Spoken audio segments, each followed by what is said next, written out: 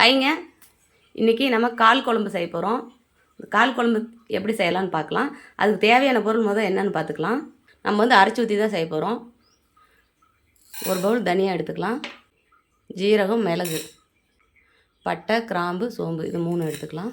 இது பாருங்கள், மராட்டி மொக்கு, அன்னாச்சி மொக்கு, ஜாதி பத்திரி இது 3 எடுத்துக்கலாம்.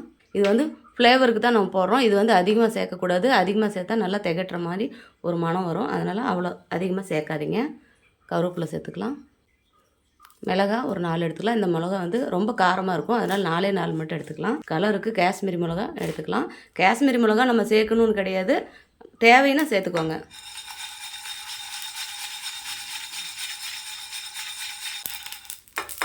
பாருங்கள், நல்லா வறுத்தாச்சு. ரொம்ப கருகாமல் வறுத்துக்கணும். நம்ம ஒரு கைப்பிடி வெங்காயம் சேர்த்துக்கலாம்.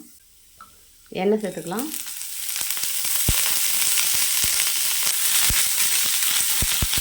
நான் வெங்காயம் கம்மியாக தான் சேர்த்துருக்கேன், அதிகமாக சேர்க்கல. நான் 4 கால் தான் எடுத்து வச்சுருக்கேன், அதனால் நான் கம்மியாக தான் வெங்காயம் சேர்த்துருக்கேன். பாருங்கள், கால் இந்த மாதிரி இருக்கணும். இந்த மாதிரி நல்ல காலாக எடுத்துக்கோங்க. பாருங்கள், இந்த மாதிரி தட்டிக்கோங்க. வெட்டி சேர்க்க வேண்டாம். வெட்டுனீங்க அப்படின்னா அப்படியே இந்த மாதிரி கட் பண்ணி மட்டும்தான் கொடுப்பாங்க. இந்த மாதிரி தட்டி சேர்த்துனீங்க அப்படின்னா ரொம்ப நல்லாயிருக்கும். பாருங்களேன், இப்படி தட்டி இருக்கணும். அப்போ தான் அந்த எலும்பில் இருக்கிற அந்த ஊனெல்லாம் உள்ளே இறங்கும். அதுக்காக இப்படி தட்டி வாங்கிக்கோங்க. பாருங்கள், கொஞ்சமாக கடலை சேர்த்துக்கோங்க. ஒரு ஸ்பூன் மட்டும் போதும். கொஞ்சமாக கடலை சேர்த்துக்கோங்க. தேங்காய் சேர்த்துக்கோங்க.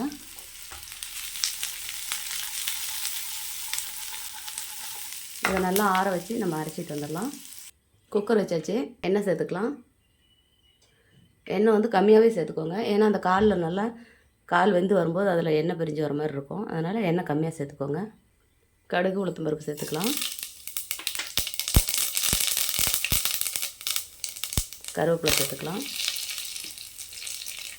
பாருங்கள், இஞ்சி, பூண்டு, மிளகா இந்த சீனி மிளகா, முழு மிளகா சேர்த்துக்கலாம்.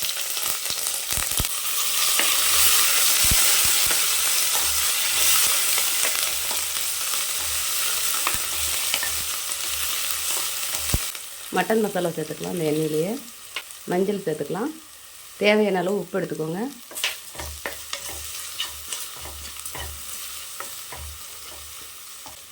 நம்ம அரைச்சி வச்சுருக்கோம் மசாலாவை சேர்த்துக்கலாம்.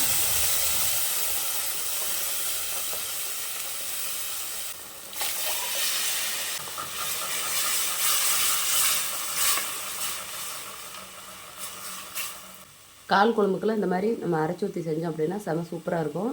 நம்ம மிளகு பொடி போட்டு செய்கிறத விட, இல்லை அந்த தனியா பொடி, ஜீரக பொடியெல்லாம் நம்ம தனித்தனியாக போட்டு செய்கிறத விட இந்த மாதிரி செஞ்சு பாருங்கள், செம சூப்பராக இருக்கும். இப்போ நம்ம காலை சேர்த்துக்கலாம். பாருங்கள்,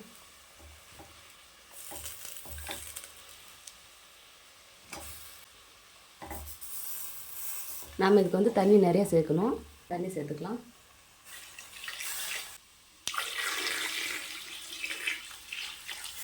கால் நல்லா முழுகிற அளவுக்கு தண்ணி சேர்க்கணும். நாம்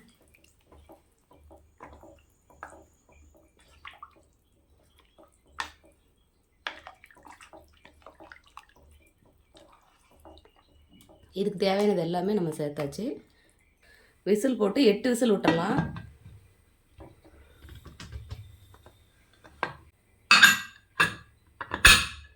நாம் இப்போ 8 விசில் வந்ததுக்கப்புறம் பார்க்கலாம். ஓப்பன் பண்ணி பார்க்கலாம். சரிங்களா, நம்ம எவ்வளோ தண்ணி வச்சோம், நாம் தண்ணி இது வரைக்கும் வச்சோம். பாருங்கள், இவ்வளோ தண்ணி சுண்டி இருக்கு.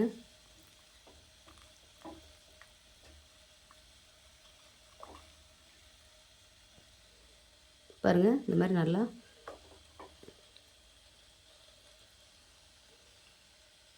பாருங்கள், இந்த மாதிரி ரொம்ப நல்லா வெந்து வந்திருக்கு. நான் ஒரு 11 விசில் விட்டேன். நீங்கள் அதே மாதிரி ஒரு 11 விட்டுக்குங்க.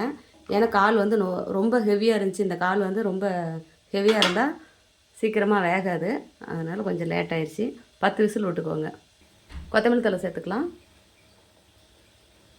பாருங்கள், ஆட்டுக்கால் குழம்பு ரெடி ஆயிடுச்சு. இதே மாதிரி நீங்களும் உங்கள் வீட்டில் செஞ்சு பாருங்கள். செஞ்சு பார்த்துட்டு எப்படி இருக்குன்னு எனக்கு ஒரு கமெண்ட் பண்ணுங்கள், லைக் பண்ணுங்கள், ஷேர் பண்ணுங்கள், ஒரு சப்ஸ்கிரைப் பண்ணிடுங்க. இப்படி தான் நல்லா வெந்து வந்திருக்கணும். அதுக்காக தான் விசில் நம்ம 10 விசில் 12 விசில் விட்றது.